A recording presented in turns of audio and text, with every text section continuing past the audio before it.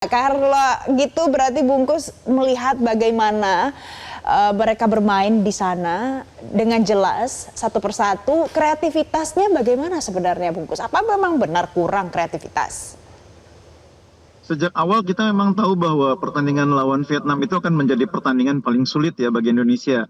Secara kualitas permainan dan materi pemain Vietnam itu di atas dua lawan kita sebelumnya, entah itu Thailand atau Malaysia. Sama seperti Indonesia nih, pemain Vietnam kan rata-rata sudah main di liga. Bahkan sebagian dari skuad intinya tim U23 itu juga skuad intinya tim nasional senior Vietnam. Jadi memang mereka punya pengalaman lebih tinggi, punya kualitas yang cukup tinggi, sehingga memang dari segi permainan sejak awal kita memprediksi akan menyulitkan Indonesia, dan itu terbukti. Ditambah lagi saya pikir Indonesia tidak beruntung sampai pertandingan final kita kehilangan beberapa pemain penting, terutama di lapangan tengah. Kemarin Tony Firmansyah sama sekali tidak bermain, Arhan juga cuma bermain di akhir pertandingan, sehingga memang dengan kekuatan yang tidak penuh itu semakin mempersulit perjuangan para pemain di lapangan. Bahkan kalaupun pemain kita lengkap pun tidak akan mudah ya, karena kualitas Vietnam tidak kalah dibanding kita. Dengan materi pemain yang tidak lengkap menjadi semakin sulit.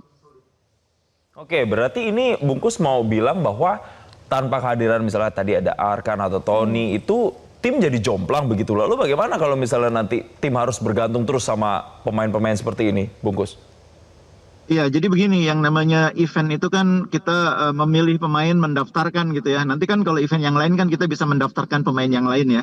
Nah, hari kemarin di event ini kita melihat bahwa kedalaman skuad itu memang tidak maksimal ya. Ditambah beberapa pemain kemudian mengalami cedera yang membuat mereka tidak bisa bermain dalam beberapa pertandingan. Itu sangat merugikan tentunya bagi tim. Perjuangan para pemain sebetulnya sudah maksimal ya. Para pemain sudah melakukan kerja keras di lapangan, sudah memberikan yang terbaik, tapi dengan materi pemain yang tidak lengkap memang perjuangannya jadi lebih sulit. Ditambah lagi lawan-lawan kita memang pintar memanfaatkan kekurangan kita dengan cara mematikan lapangan tengah kita, mengunci istilahnya ya, tidak memberi ruang sehingga pemain kita dipaksa untuk selalu bermain dengan bola-bola panjang direct langsung ke depan dengan harapan bisa memanfaatkan kecepatan pemain sayap, yang itu kemudian juga berhasil ditutup oleh mereka dengan bermain disiplin di lini pertahanan dengan strategi compact defense yang tidak hanya Vietnam, Thailand, Malaysia juga ketika lawan Indonesia compact defense mereka main, dan itu sangat menyulitkan. Makanya 3 laga terakhir itu semuanya sulit bagi timnas Indonesia, dan yang paling sulit memang kemarin melawan Vietnam yang tidak sekedar punya kualitas pemain bagus tapi juga sangat disiplin, mereka menerapkan game plan yang dibuat oleh pelatih Kim Sang-sik. Oke, Bungkus, tadi kata Bungkus pemainnya sudah maksimal, kemudian memang ada faktor lawan ya yang juga mumpuni. Nah Bungkus, kalau soal pelatih gimana? Karena ramai di media sosial yang mengatakan ya pelatih asing termasuk Vandenberg dan STY sebelumnya itu mungkin tidak sebagus lokal. Kita punya Indra Syafri, gimana Bungkus? Sebetulnya tidak sepenuhnya kita bisa membuat judgement seperti itu ya. Pelatih juga kan bergantung kepada pemain yang dia miliki, bergantung pada persiapan yang bisa dia lakukan. Nah, persiapan kita untuk AFF kali ini kan juga memang tidak begitu baik ya, karena memang ada TC tapi tidak ada kesempatan uji coba. Lalu materi pemain yang dibawa juga kan tidak semuanya merupakan kekuatan utama Indonesia. Ada pemain-pemain yang tidak bisa ikut karena memang tidak mendapatkan izin oleh klubnya misalnya ya. Karena ini kan event bukan dalam kalender FIFA ya.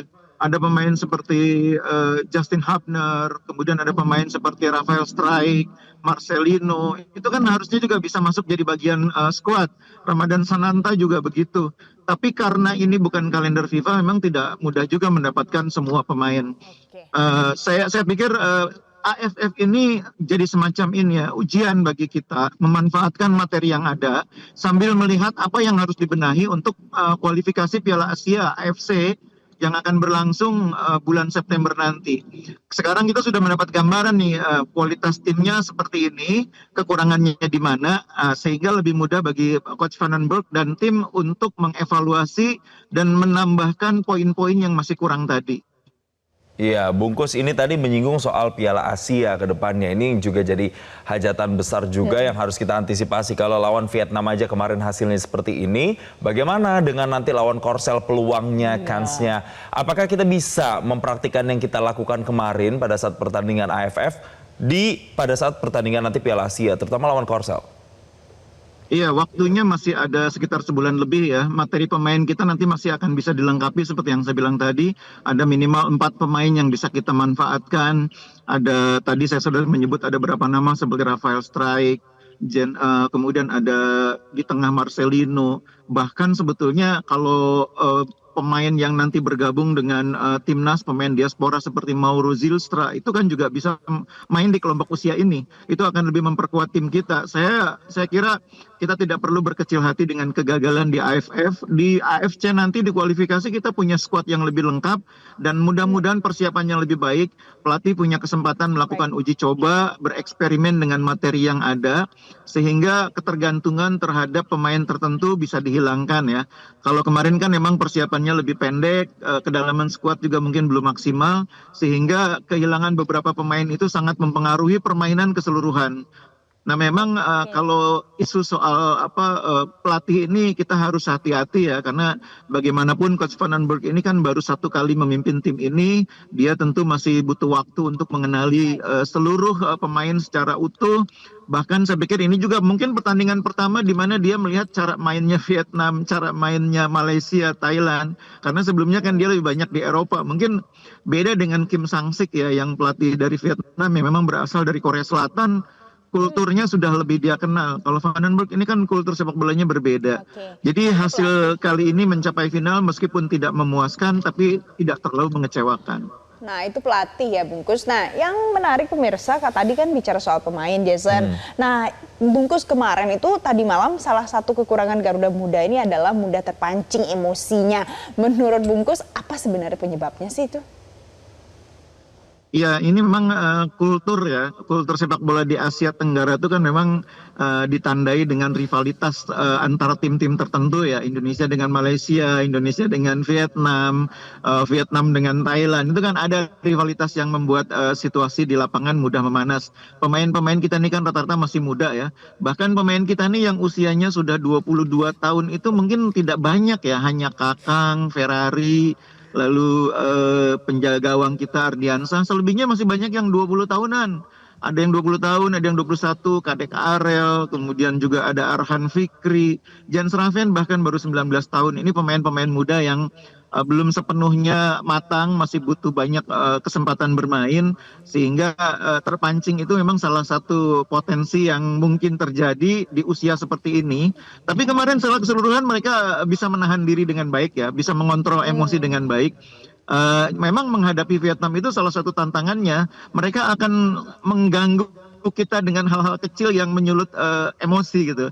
Kita harus bisa menyikapi secara dewasa ya, secara terukur. Kita merespon tapi tidak sampai kita melanggar batas-batas.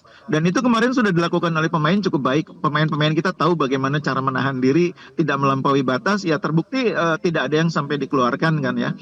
Jadi saya tidak terlalu mempersoalkan itu.